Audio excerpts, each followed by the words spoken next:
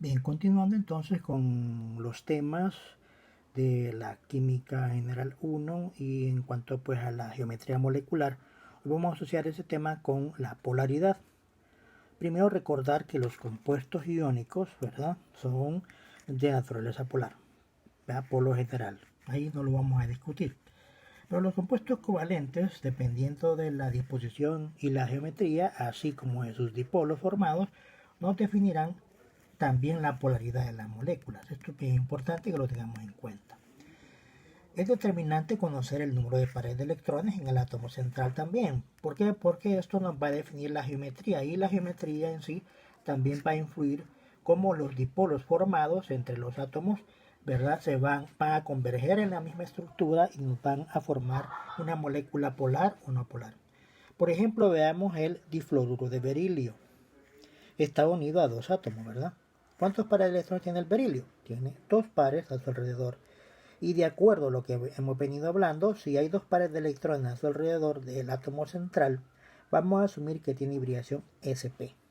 Y si tiene hibridación sp, entonces va a tener geometría de tipo lineal. Y de ahí pues que la estructura la vamos a dispensar, la vamos a escribir de la siguiente forma. No sería correcto así, no sería correcto así, sino que de manera lineal. Entonces la definición correcta de su geometría es clave para definir la polaridad de una molécula. Pues bien, partiendo que su geometría es lineal, entonces se define su polaridad. Aquí tenemos que ver que tenemos dos dipolos, ¿verdad? Los enlaces formados. Tenemos flúor y berilio. Entonces, el berilio tiene una electronía de 1,57 y el flúor de 3,98. Entonces tenemos un dipolo que va orientado hacia el flúor. Y la diferencia es de 2,41, es decir, que es un enlace equivalente polar. En este caso, una excepción del berilio, ¿verdad? Entonces, recuerden, hacia el átomo más electronegativo es donde se va a dirigir el dipolo formado. En este caso tenemos este dipolo que va de acá hacia el flúor. De acuerdo entonces a la disposición de los átomos en la molécula y sus enlaces en forma lineal, tenemos un dipolo que parte de acá hacia acá y parte de acá hacia acá. Estos dos dipolos tienen la misma magnitud, ¿verdad? Y si le queremos llamar vectores que van en sentido, cada uno, ¿verdad?, es como que vayan en el sentido opuesto y se encontraran y por lo tanto se anulan. Esto ocurre cuando tengo vectores de naturaleza. Entonces, ¿qué sucede? No hay vector resultante, es decir, este vector que va en este sentido, hacia la derecha, anula al otro vector que va en el otro sentido. Van en sentidos opuestos. Entonces, es como que yo sumara 50 más menos 50. Entonces, eso me está dando 0, ¿verdad? Entonces, por lo tanto, la molécula en este caso es de naturaleza no polar. Evaluemos el tricloruro de boro, ¿verdad? El boro es el átomo central y está unido a 3 átomos de cloro, por lo que se deduce que presenta hibridación sp2. Ya esto lo hemos hablado antes. ¿Por qué, verdad? Ya lo hablamos, si tiene 3 pares a su alrededor, pues es de hibridación sp2, ya lo hablamos en los videos anteriores. Y obviamente si tenemos este tipo de hibridación, este tipo de híbrido en el átomo central, vamos a tener una geometría triangular plana.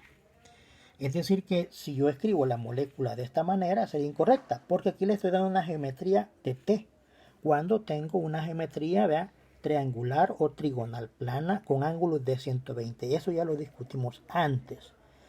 Ya veremos después cuando comparemos esta molécula con esta cómo influye el hecho de la geometría. Entonces, para analizar los dipolos formados en cada enlace, antes explicaremos la formación de un vector resultante en la sumatoria de vectores. Ya vamos a regresar a este punto.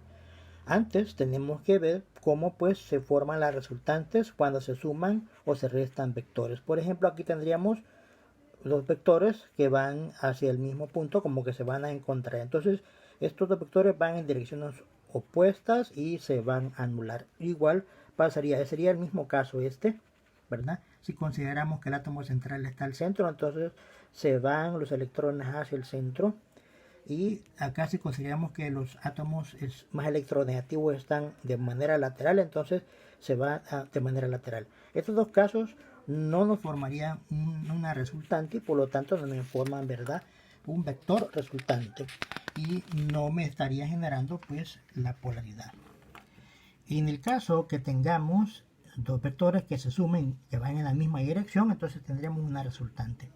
Y ahí sí tendríamos una resultante, de modo que nos está confirmando que se está formando un dipolo, ¿verdad? Muy grande en el sentido que tengamos. Digamos que tengo un átomo acá que es más electronegativo y otro que es más electronegativo, por consiguiente yo voy a tener un vector hacia allá. Tendría una molécula, de verdad, usualmente polar cuando se da este caso. Ahora, este es un caso especial.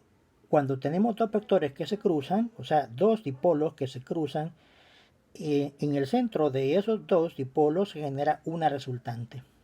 O sea, hacia acá, pues recuerden que las flechas apuntan hacia el más electronegativo, entonces en este lado de acá se ubica la parte negativa y en esta la parte positiva, que es el caso. Los dos vectores que se cruzan generan una resultante en medio de ambos.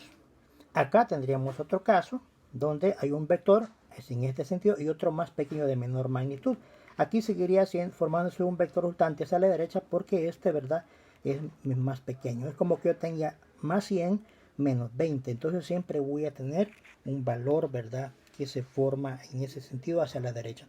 Este sería el caso contrario al anterior y en estos casos también tendríamos la formación de la resultante.